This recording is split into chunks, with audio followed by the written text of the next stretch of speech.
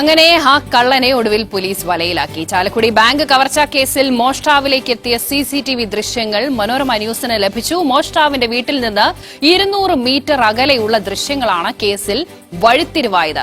500-ലേറെ CCTV ക്യാമറകൾ പരിശോധിച്ചാണ് റിജോയെ പിടികൂടിയത്. ഇന്നലെ രാത്രി 7 മണിയോടെയാണ് റിജോയെ പിടികൂടിയത്. കഴിഞ്ഞ വെള്ളിയാഴ്ച ഉച്ചകഴിഞ്ഞ് 2:15 ഈ കവർച്ച.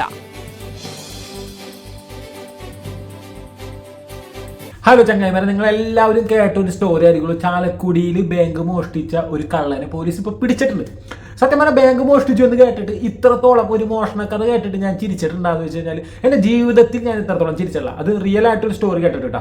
നമ്മുടെ കൺമുന്നിലൊക്കെ നടക്കുന്നത് സിനിമയിലൊക്കെ കേട്ടിട്ടുണ്ട്. നമ്മൾ എന്താണ് സസ്തമസ്തി സസ്കരൻ എന്ന്, അങ്ങനെ സസ്തമസ്തി തസ്കരൻ, എൻ്റെ നാക്കിന് ഒരു ചെറിയ പ്രശ്നം.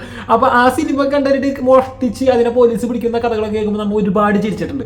എന്നാൽ ഇതുപോലെ റിയൽ ലൈഫിൽ ഒരാൾ മോഷ്ടിച്ചിട്ട് അയാളെ പോലീസ് പിടിച്ചു എന്നും അയാൾ മോഷ്ടിച്ച ശൈലിയെക്കുറിച്ചൊക്കെ കേൾക്കുമ്പോൾ, അല്ലെങ്കിൽ ആ ഒരു സ്റ്റോറി കേട്ടിട്ട് ഇത്രത്തോളം ഞാൻ ചിരിച്ചത് ഫസ്റ്റ് ടൈമാണ്. ഇന്ന് ഞാൻ ഗോപ്രോ മച്ചാനായിട്ട് ഈ വിഷയത്തെക്കുറിച്ച് സംസാരിച്ചിട്ടുണ്ടായി. കാരണം ഗോപ്രോ മച്ചാനാണ് ഈ വിഷയം ആദ്യം വീഡിയോ ചെയ്യാൻ പോകുന്നതിനെ കുറിച്ച് പറഞ്ഞത്. അപ്പോൾ ഓക്കെ, ആൾ ചെയ്യേണ്ടെന്ന് പറഞ്ഞപ്പോൾ ആ ചെയ്യുന്ന വീഡിയോനെ കുറിച്ച് ഞങ്ങൾ സംസാരിച്ചപ്പോൾ, ആൾ ഈ സ്റ്റോറിയെ കുറിച്ച് സംസാരിച്ച് ഞാനും ആളോട് ഇതിനെക്കുറിച്ച് സംസാരിച്ചപ്പോൾ സത്യം പറഞ്ഞാൽ ഒരുപാട് ചിരിയാണ് വന്നത്. കാരണം ഞങ്ങളായിട്ട് ക്രിയേറ്റ് ചെയ്തൊരു സ്റ്റോറി ഇല്ല എന്ന് വെച്ചാൽ അറിയാം. ഇപ്പൊ അയാളെ വീടും ഒക്കെ സ്ഥലമൊക്കെ നിങ്ങൾ കണ്ടിട്ടുണ്ടാവും. വലിയ 2000 സ്ക്വയർ ഫീറ്റിലുള്ള ഒരു അടിപൊളി വീട്, ഫ്രണ്ടിലൊക്കെ കല്ലൊക്കെ വിരിച്ചിട്ടുണ്ട്. അതേപോലെ തന്നെ കാറുണ്ട്, ബൈക്ക് ഉണ്ട്. അതേപോലെ തന്നെ ഇയാളൊരു പ്രവാസി ആയിരുന്നു. അതേപോലെ തന്നെ ഇയാളുടെ ഭാര്യ ഇപ്പൊ പ്രവാസി ആണ്. 2 മക്കൾ, നല്ല വെൽ സെറ്റിൽ. ഇയാളുടെ ലൈഫ് സ്റ്റൈൽ കണ്ടാലോ അല്ലെങ്കിൽ ഇയാളുടെ ബാക്ക്ഗ്രൗണ്ട് കണ്ടാലോ ഒരാളും ഇയാളൊരു മോഷ്ടാവാണ് തിരിച്ചറിയില്ല. കാരണം ആ ലെവലിലുള്ള വെൽ സെറ്റിലായ ഒരു മനുഷ്യൻ അയാൾ എന്തുകൊണ്ട് മോഷ്ടിച്ചു? ഇതായിരുന്നു അല്ലെങ്കിൽ ഇതാണ് എല്ലാവരും മനസ്സിൽ വരുന്നൊരു ചോദ്യം. ഇങ്ങനെ ഒരു റിജോ എന്ന് പറഞ്ഞ ഒരു വ്യക്തി മോഷ്ടിച്ചു, അതും ഒരു ബാങ്കിൽ കയറിയിട്ട് 40-45 ലക്ഷം ഉണ്ടായിട്ട് അതിൽ 15 ലക്ഷം രൂപ മാത്രം എടുത്ത് മോഷ്ടിച്ചു എന്നൊക്കെ പറയുമ്പോൾ വളരെ ഒരു എന്താണെന്ന് പറയുന്നത് അങ്ങനത്തെ ഒരു തോന്നലാണ് സത്യം പറഞ്ഞാൽ ഈ ന്യൂസ് കേട്ടപ്പോൾ തോന്നി. അപ്പോൾ ഞങ്ങൾക്ക് സംസാരിച്ചതിൻ്റെ ഇടയിൽ പറഞ്ഞിരുന്ന കാര്യം എന്ന് വെച്ചാൽ ഇയാളും ഈ പറയുന്ന ഭാര്യയും കൂടി ഗൾഫിലായിരുന്നു. അതിനുശേഷം ഇയാളും ഭാര്യ നാട്ടിൽ നിന്ന് വന്നു. പിന്നെ ഈ ഭാര്യ നഴ്സായിട്ട് തന്നെ വീണ്ടും കുവൈറ്റിൽ പോകും. കുവൈറ്റിൽ അറിയാം, കുവൈറ്റിൽ സ്റ്റാർട്ടിങ് ഒരു 80,000 രൂപ സാലറി കിട്ടുന്നുണ്ട് നഴ്സുമാർക്ക്. അവർ ഇപ്പോൾ 2-3 വർഷത്തോളം, കാരണം പ്രവാസിയായ നാട്ടിൽ ആണ്, ഓൾറെഡി നാട്ടിൽ വന്ന് പിന്നെ തിരിച്ചു പോയതാണ്. അപ്പോൾ എന്തായാലും അവർക്ക് നല്ല ഒരു വർഷങ്ങളോളമായിട്ടുണ്ടെന്ന് എനിക്ക് തോന്നണം. അങ്ങനെ നിൽക്കുന്ന ഒരു ലേഡിക്ക് എന്ത് വന്നാലും 1.5-2 ലക്ഷം രൂപയോളം സാലറി ഉണ്ടാവും. അപ്പം അങ്ങനെയുള്ള ലേഡി പറയുന്ന വ്യക്തിയുടെ അക്കൗണ്ടിലാണ് ഈ കാശ് അടച്ചുകൊണ്ടിരിക്കുന്നത്. ഈ വ്യക്തിക്ക് കിട്ടുന്ന കാശൊക്കെ ഈ വ്യക്തി അടിച്ചു പൊളിക്കണം. കാരണം ന്യൂസിലൊക്കെ വന്നതിൽ നിന്ന് നമുക്ക് മനസ്സിലായെന്ന് വെച്ചാൽ ഈ വ്യക്തി നല്ലപോലെ മദ്യപിക്കും, അതേപോലെ തന്നെ റിച്ച് ആയിട്ടാണ് നടന്നത്, അതേപോലെ തന്നെ കൂട്ടുകാരൊക്കെ കൊണ്ടുപോയിട്ട് പാർട്ടിയൊക്കെ നടത്തുന്ന ഒരു വ്യക്തി. അപ്പോൾ കിട്ടുന്ന കാശൊക്കെ ഇയാൾ നല്ല രീതിയിൽ തന്നെ ദൂർത്തടിക്കണം. ഈ ദൂർത്തടിച്ച് ഈ പറയുന്ന ഭാര്യ കഷ്ടപ്പെട്ട് നടക്കുന്ന കാശ് ഇയാൾ ഇവിടെ നാട്ടിൽ അടിച്ചു പൊളിക്കണം. അവസാനം ഭാര്യ ഈ പറയുന്ന പോലെ തന്നെ ഫെബ്രുവരി മാസത്തിൽ മോളുടെ മാമോദിസ എന്തോന്ന് അതിന് വരാൻ പോകുന്നു എന്നറിയുകയും ഭാര്യയായിട്ടുള്ള സംസാരത്തിൽ നമുക്ക് ഇതൊക്കെ ഗ്രാൻഡായിട്ട് നടത്താം, അടിച്ചു പൊളിക്കാം, അപ്പം നിങ്ങൾക്ക് ഞാൻ അടിച്ച കാശൊക്കെ അക്കൗണ്ടിൽ ഉണ്ടല്ലോ എന്ന് ചോദിക്കും. ഇയാൾ പറയുന്നത് അയ്യോടിയേ ആ കാശൊക്കെ ചിലവായി പോയി, എനിക്കാണെങ്കിൽ കുറെ കടങ്ങളുണ്ട്, എന്ത് ചെയ്യുമെന്ന് നോക്കുമ്പോൾ ഭാര്യയുടെ പൊട്ടിത്തെറിക്കുകയാണ്. എന്തുട്ടാണോ മനുഷ്യൻ, ഞാൻ ഇത്ര നാളും വർഷത്തോളം കഷ്ടപ്പെട്ട് വേർപ്പ് നീരാക്കി ഞാൻ ആക്കുന്ന കാശൊക്കെ നിങ്ങൾ ഇങ്ങനെ ദൂർത്തടിക്കണം, ഇതൊന്നിനി പറഞ്ഞാൽ പറ്റില്ല, ഞാൻ വരും അക്കൗണ്ടിൽ കാശ് ഉണ്ടാവണം. ഭാര്യയുടെ ഈ ശാഠ്യം കാരണം ഇയാൾക്ക് ഒരു പിടിയില്ല, എന്ത് ചെയ്യും? ഭാര്യനോട് തന്നെ ഇയാൾ ചോദിക്കണം, എടിയെ ഞാനിനി എന്ത് ചെയ്യും, കയ്യിലെ കാശൊക്കെ ചിലവായി പോയി. ഭാര്യ എടുത്തു നോക്കി പറയണത്, നിങ്ങൾ എന്ത് ചെയ്താലും കുഴപ്പം, നിങ്ങൾ വല്ല ബാങ്ക് കൊള്ളടിച്ചാലും എനിക്ക് കാര്യമില്ല, കുഴപ്പമില്ല, എനിക്ക് നാട്ടിൽ വരുമ്പോൾ ഞാൻ കഷ്ടപ്പെട്ടുണ്ടാക്കിയ കാശ് എനിക്ക് കിട്ടണം. ഈ ഒരു ഡയലോഗിലായിരിക്കും ചിലപ്പോൾ ഇയാൾ ചിന്തിക്കുന്നത്, അതൊരു നല്ല ഐഡിയ ആണ്. കാരണം പെട്ടെന്ന് കാശ് ഉണ്ടാക്കാൻ പറ്റുന്ന ഒരു ഐഡിയ ഇതുള്ളൂ, ബാങ്ക് മോഷ്ടിക്കാം അല്ലെങ്കിൽ ബാങ്ക് കൊള്ളടിക്കാം. അതിന് വേണ്ടി ഇയാൾ ഈ പറയുന്ന പോലെ തന്നെ പ്ലാനൊക്കെ തയ്യാറാക്കി നേരെ ബാങ്കിൽ ഓടിക്കയറി. ബാങ്കിൽ അത് കർക്കത്ത് കാണിച്ചിട്ട് ഇയാളെന്തോ ഹിന്ദിയിലൊക്കെ പറയേണ്ടായിരുന്നു, എനിക്ക് ഈ 12 ലക്ഷം വേണമെന്നൊക്കെ പറഞ്ഞിട്ട്. അത് കേട്ട സമയത്ത് ആൾക്കാരൊക്കെ പറയേണ്ടത് ഈ മോദിയോടുള്ള ഈ പറയുന്ന BJP-നോടോ അല്ലെ മോദിയോടുള്ള പ്രതിഷേധമായിരുന്നു ഈ ബാങ്ക് കൊള്ള. കാരണം 10-45 ലക്ഷം രൂപ അവിടെ ഉണ്ടായിട്ടും ഇയാൾ വെറും 15 ലക്ഷം എടുത്തിട്ടുള്ളൂ. കാരണം ഇയാൾക്ക് 10-45 ലക്ഷം രൂപയുടെ കടങ്ങളുണ്ട് എന്നിരിക്കെ 15 മാത്രം എടുത്തതിൻ്റെ പിന്നിൽ എന്താണ് ഗൂഢ ഉദ്ദേശം എന്നൊക്കെയുള്ള ചോദ്യങ്ങൾ ഇപ്പോൾ വരുന്നുണ്ട്. അതെന്തോ മാറ്റി വെക്കണം. ഈ തമാശയെ കൂടി നമുക്ക് മനസ്സിലായ കാര്യം പറയുമ്പോൾ ഇയാൾ 15 ലക്ഷം രൂപ മാത്രം എടുത്തിട്ട് നേരെ പുറത്തേക്ക് ഇറങ്ങിയാണ്. അത് കരക്കത്ത് കാണിച്ചിട്ടാണ് അവിടെ ബാങ്കിലുള്ളവരെ പേടിപ്പിച്ചേക്കണം. എന്തായാലും ഇയാൾ പുറത്തേക്ക് ഇറങ്ങി നേരെ ബൈക്കിൽ കയറുന്നു. ബൈക്കിൽ കയറുമ്പോൾ തന്നെ ഇയാൾ നേരത്തെ മുൻകൂറായിട്ട് 3 ബനിയനൊക്കെ എടുത്ത് വെച്ചേക്കാണ്. കാരണം അറിയാം ഇപ്പം നമ്മുടെ നാട് നല്ല ഡെവലപ്പായിരിക്കണം, ഫുൾ സൈഡിൽ ക്യാമറയും കാര്യങ്ങളൊക്കെ ഉണ്ട്. ഇയാൾ വണ്ടി എടുത്ത് ഇറങ്ങിയാണ്. വണ്ടി എടുത്ത് കുറച്ച് ദൂരം പോയി ക്യാമറ ഇല്ലാത്തൊരു സ്ഥലത്ത് പോയി ഇട്ടിരുന്ന പനി മാറ്റുന്നു, അടുത്ത പനിയിലിടുന്നു. അതേപോലെ തന്നെ വണ്ടിയിൽ വീണ്ടും ആദ്യം തന്നെ ഇയാൾ മാറ്റി വെച്ചിട്ടുണ്ടായിരുന്നു വണ്ടിയുടെ മിറർ, ആ മിറർ ഫിറ്റ് ചെയ്തു. പിന്നെ ഓടിക്കുന്നു കുറേ ദൂരം. അത് കഴിഞ്ഞ് ഒരു 5-6 ക്യാമറകളൊക്കെ കഴിഞ്ഞ് പിന്നെ ക്യാമറ ഇല്ലാത്ത സ്ഥലത്ത് വരുന്നു, വീണ്ടും ഈ ബനിയം മാറ്റുന്നു, ഡ്രസ്സ് മാറ്റുന്നു, വീണ്ടും വണ്ടി ഓടിക്കുന്നു. കാരണം എന്ന് വെച്ചാൽ ക്യാമറയിൽ പോലീസുകാർ നോക്കുമ്പോൾ ബാങ്കിൽ നിന്ന് പോകുന്ന ഒരാൾ ഇന്ന കളറിലുള്ള ഡ്രസ്സ്, ഇന്ന ഒരു വണ്ടി, ആ വണ്ടിക്ക് മിററും കാര്യങ്ങളൊന്നുമില്ല, നമ്പർ പ്ലേറ്റ് ഇതാണ്. പോലീസുകാർക്ക് ആദ്യം തന്നെ മനസ്സിലാകണം നമ്പർ പ്ലേറ്റ് രാജ്യമായിരിക്കുള്ളൂ. കാരണം നമ്പർ പ്ലേറ്റ് നോക്കി പോയിട്ട് വണ്ടി കിട്ടൂല. കുറച്ച് സ്ഥലങ്ങളിലെ ക്യാമറ ഒക്കെ ചെക്ക് ചെയ്തിട്ട് അടുത്ത ക്യാമറയിൽ നോക്കുമ്പോൾ കാണാന്ന് വെച്ചാൽ മിററൊക്കെ ഉള്ള വേറൊരു കളറിലുള്ള ഡ്രസ്സ് ഇട്ടിട്ട് ഒരാൾ പോകുന്നു. അപ്പോൾ അത് ശ്രദ്ധിക്കൂല. കാരണം എന്താ വെച്ചാൽ ആദ്യം ഇവർ ഫോളോ ചെയ്തു വരുന്ന ബൈക്കിനാണെങ്കിൽ മിററും ഇല്ല, അത് വേറൊരു കളർ ഡ്രസ്സാണ് ആ കള്ളൻ യൂസ് ചെയ്തിരിക്കുന്നത്. കുറച്ച് ദൂരം കഴിഞ്ഞ് ഇവർ മിറർ ചെക്ക് ചെയ്യുമ്പോൾ ആ കളറിലുള്ള ഡ്രസ്സ് ഇട്ടിട്ടോ അല്ലെങ്കിൽ അങ്ങനെ മിറർ ഇല്ലാത്തൊരു വണ്ടി കാണുന്നില്ല. ഇത് അങ്ങനെ പോലീസുകാരെ വട്ടാക്കാൻ വേണ്ടിയാണ് ഇയാൾ ഇതൊക്കെ ഒപ്പിച്ചേക്കണത്. ഇയാൾ പ്ലാനിങ് അനുസരിച്ച് മൊബൈൽ ഫോൺ ഒന്നും തന്നെ ഉപയോഗിച്ചിട്ടില്ല.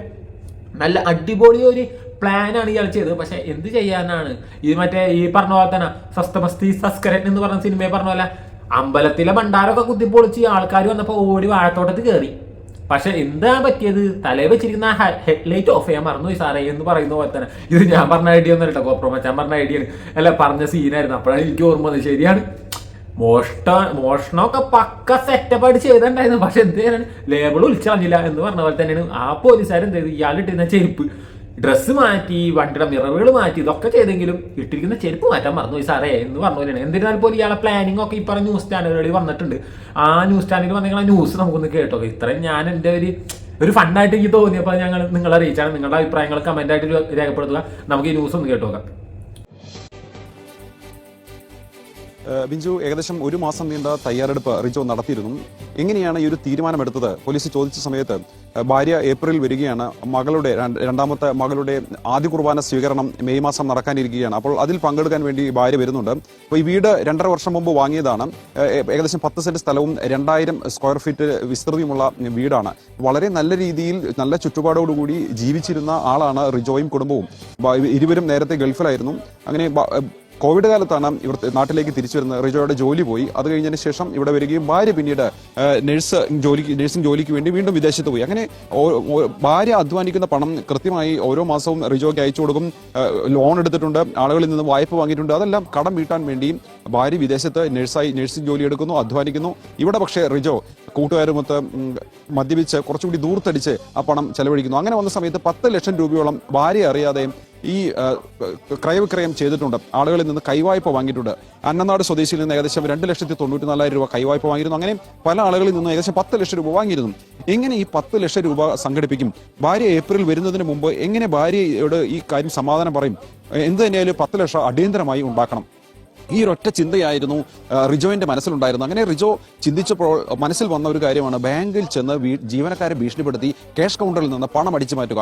അതിനുവേണ്ടി കണ്ടെത്തിയത് കോട്ട ചെറുപുഷ്പ തീർത്ഥകേന്ദ്രത്തിന്റെ എതിർവശത്തുള്ള ഫെഡറൽ ബാങ്ക് ശാഖയാണ്. കഴിഞ്ഞ വെള്ളിയാഴ്ച ഉച്ച കഴിഞ്ഞ് 2:15 എത്തി ഈ ഒരു കവർച്ച നടത്തിയത്. ഇതിനു മുമ്പും റിജോ കവർച്ചയ്ക്ക് ശ്രമിച്ചിരുന്നു. എല്ലാ സജ്ജീകരണങ്ങളുമായി റിജോ അവിടെ വന്നിരുന്നു. ആ സമയത്ത് ബാങ്കിന്റെ മുന്നിലൂടെ ഒരു പോലീസ് ജീപ്പ് കടന്നു പോകുന്നത് കണ്ടപ്പോൾ റിജോ ഭയന്നു. പോലീസ് അവിടെ ആ ഒരു സാന്നിധ്യം കണ്ടതോടുകൂടി അവിടെ നിന്ന് മടങ്ങി. പിന്നീടാണ് കഴിഞ്ഞ വെള്ളിയാഴ്ച തെരഞ്ഞെടുത്തത്. 3 ടീഷർട്ടുകളാണ് റിജോ കരുതിയിരുന്നത്, ബാഗിൽ കരുതിയിരുന്നത്. വീട്ടിൽ നിന്ന് ഇറങ്ങുമ്പോൾ ഒരു ടീഷർട്ടുമായി പോകുന്നു. വഴിയിൽ വെച്ച് റിയർ വ്യൂ മിറർ മാറ്റുന്നു. പിന്നീട് കവർച്ച നടത്തുന്നു. കവർച്ചയ്ക്ക് ശേഷം വീണ്ടും ടീഷർട്ട് മാറുന്നു. വഴിയിൽ വെച്ച് റിയർ വ്യൂ മിറർ വീണ്ടും ഘടിപ്പിക്കുന്നു. ഹെൽമെറ്റ് അവിടെ തൊട്ട് ഇവിടെ വരെ ഊരിയില്ല. ഫോൺ ഉപയോഗിച്ചില്ല. അതായത് പോലീസ് ഒരു ക്രൈം നടന്നാൽ എങ്ങനെയൊക്കെയാണ് പിടിക്കുക, സിനിമകളിലും ഇതിനു മുമ്പ് നടന്ന കവർച്ചകളിലെല്ലാം വാർത്തകളിലൂടെ എല്ലാം കണ്ട് മനസ്സിലാക്കിയിട്ടുള്ള റിജോ അതിനു വേണ്ടിയിട്ടുള്ള സമർത്ഥമായ പ്ലാനിംഗ് ആണ് നടത്തിയിട്ടുള്ളത്. കേട്ടില്ലേ?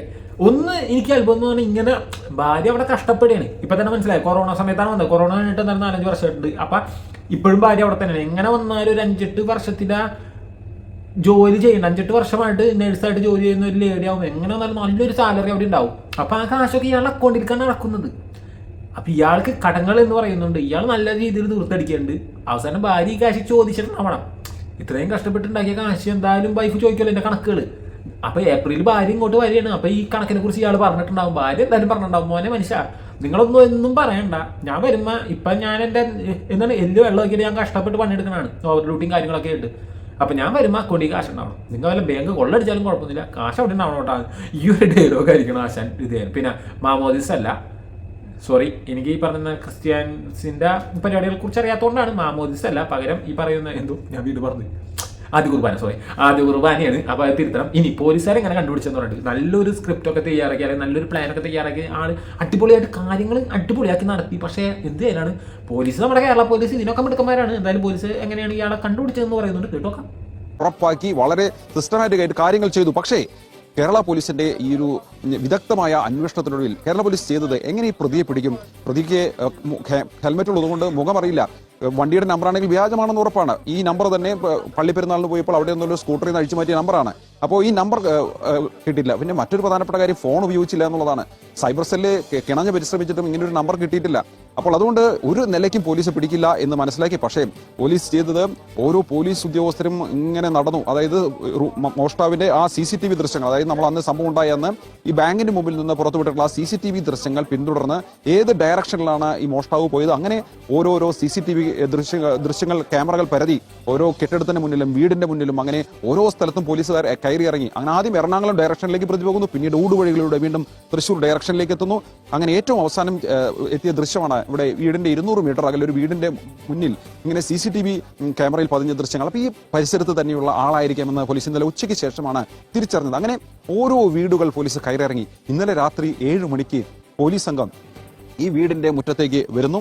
ഈ വീടിന്റെ മുറ്റത്തേക്ക് വന്ന സമയത്ത് അവിടെ കാർ പോർച്ചിനുള്ളിൽ ഈ പോലീസ് തിരഞ്ഞിരുന്ന ആ ഒരു സ്കൂട്ടർ ഈ കാർ പോർച്ചിൽ കാണുകയാണ്. ഇപ്പോൾ ആ സ്കൂട്ടർ ഇവിടെ ഇല്ല. നേരത്തെ അവിടെ വൈശാഖ നിൽക്കുന്ന സ്ഥലത്താണ് സ്കൂട്ടർ ഉള്ളത് പോലീസ് സ്റ്റേഷനിൽ. ഈ കാറും ഒപ്പം ആ ഷൂ റാക്കിൽ ഈ CCTV ക്യാമറയിൽ മോഷ്ടാവ് ഉപയോഗിച്ചിരുന്ന ഷൂ ഉണ്ടായിരുന്നു. കറുത്ത ഷൂവിന് മുകളിൽ ഒരു വെള്ള ബോർഡർ ഉള്ള ഒരു ഷൂ അത് അവിടെ ഇരുന്നിരുന്നു. അങ്ങനെ വണ്ടിയും ഈ ഷൂവും എല്ലാം കണ്ടപ്പോൾ തന്നെ പോലീസിന് മനസ്സിലായി. ആകെ അവിടെ നിന്ന് വന്ന പോലീസ് ഉദ്യോഗസ്ഥർക്ക് ഞെട്ടിപ്പോയി. ഇതാണല്ലോ ഇത്രയും വലിയൊരു വീട്, ആ വീട്ടിലുള്ള ഒരാൾ കവർച്ച നടത്തും എന്നുള്ളത് ആരെങ്കിലും കരുതുമോ? ഇല്ല, ഒരാളും സംശയിക്കില്ല. സാധാരണ ഒരു മോഷ്ടാവ് എന്നുള്ള രീതിയിൽ. പക്ഷേ ഇതല്ല, ഇത്രയും സജ്ജീകരണങ്ങളോടെ ഒരു വീട്ടിൽ താമസിക്കുന്ന ആളാണ് ഇങ്ങനെ ഒരു കവർച്ച നടത്തിയത് എന്നുള്ളതാണ് ഏറ്റവും ഞെട്ടിപ്പിക്കുന്ന ഒരു കാര്യം. ഇന്നലെ ഈ ഒരു കവർച്ച നടന്ന സമയത്ത് സത്യം അതാണ് എല്ലാവർക്കും നാട്ടുകാരടക്കം പറയുന്നു. അതിന്റെ തലേ ദിവസം ഇവർ ഒരുമിച്ച് മദ്യപിച്ചിട്ട് ബാങ്ക് കൊള്ളടിച്ച് ആരായിരിക്കും എന്നൊക്കെയുള്ള ചർച്ചകൾ ഉണ്ടായിരുന്നു അവിടെ. അതേപോലെ തന്നെ 10-25 പേരെ കുടുംബ സമ്മേളനം എന്തോ നടത്തുന്ന സമയത്ത് പള്ളിയിൽ അച്ഛനൊക്കെ ഉണ്ടായിരുന്നാണ് പറയുന്നത്.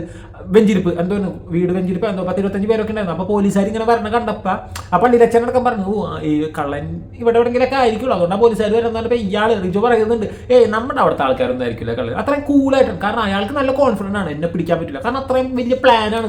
പക്ഷെ എന്ത് ചെയ്യാനാണ്, കാലി കിടക്കണ ചെരുപ്പം കിടക്കണ വെള്ള കളറും അത് ചതിച്ചു സാറേ. എന്തായാലും ആശാന പോലീസ് പിടിച്ചിട്ടുണ്ട്. ഞാൻ ഇതിനെക്കുറിച്ച് കേട്ടപ്പോൾ ബുദ്ധിമാനായ മണ്ടനായ കള്ളൻ അല്ലെങ്കിൽ അതിബുദ്ധിമാനായ മണ്ടനായ കള്ളൻ എന്നൊക്കെ പറയേണ്ടി വരും. കാരണം ഇയാളെ ചില മണ്ടത്തരങ്ങളാണ്. ഇപ്പൊ ഇത്രത്തോളം ക്യാഷ് ഉള്ള ഒരു വ്യക്തി, ഇത്രയും പ്ലാനിങ് ഇയാൾക്ക് ഉണ്ടായിരുന്നെങ്കിൽ സത്യം പറഞ്ഞാൽ ഇതിന്റെ പാതി പ്ലാൻ മതിയായിരുന്നു ഇയാൾക്ക് കുടുംബം അടിപൊളിയായിട്ട് കൊണ്ടുപോകാൻ വേണ്ടി. ഇതുള്ള സ്ഥലത്ത് നിന്ന് കടങ്ങളും മേടിച്ച് എല്ലാം ഒപ്പിച്ചിട്ട് അവസാനം എന്തായി, ജഗപോകാം. മണ്ടൻ എന്ന് വെച്ചാൽ മഹാമണ്ടൻ. ഇത്രയും പറയാനുള്ളൂ, വേറെ പ്രത്യേകിച്ച് ഒന്നും ഇതിലൊന്നും തന്നെ പറയാനില്ല. എന്നിരുന്നാൽ പോലും എനിക്ക് ഈ വീഡിയോ കണ്ടപ്പോൾ നല്ല സത്യം പറഞ്ഞാൽ ചിരിയാണ് വന്നത്. ഒരു മോഷ്ടിച്ചു എന്ന് പറഞ്ഞ് കേട്ടിട്ട് ആദ്യമായിട്ടാണ് ഇത്രത്തോളം ചിരിച്ചത് ഞാൻ സത്യം പറഞ്ഞാൽ. ഇത് എന്തായാലും ഗോപ്രമോച്ചാന്റെ വീഡിയോ ഞാൻ പ്രതീക്ഷിക്കുന്നു. ആളോട് ചോദിച്ചു, ചിലപ്പോൾ ചെയ്തിട്ടുണ്ടാവും. പോസ്റ്റ് ചെയ്ത് ഞാൻ കണ്ടിട്ടില്ല. എന്തായാലും ഞാൻ പോസ്റ്റ് ചെയ്യുമ്പോൾ എന്തായാലും നാളെ ആവും, നാളെ രാവിലെ ആവാൻ ചാൻസ് ഉണ്ട്. ഞാൻ പോസ്റ്റ് ചെയ്ത് വരുമ്പോൾ എന്തായാലും അതിന് മുമ്പ് ഗോപ്രമോച്ചാന്റെ വീഡിയോ കാണാൻ ചാൻസ് ഉണ്ട് എന്ന് പ്രതീക്ഷിക്കുന്നു. വരും വീഡിയോയുമായി മറ്റൊരു സമയം കാണാം. ബൈ.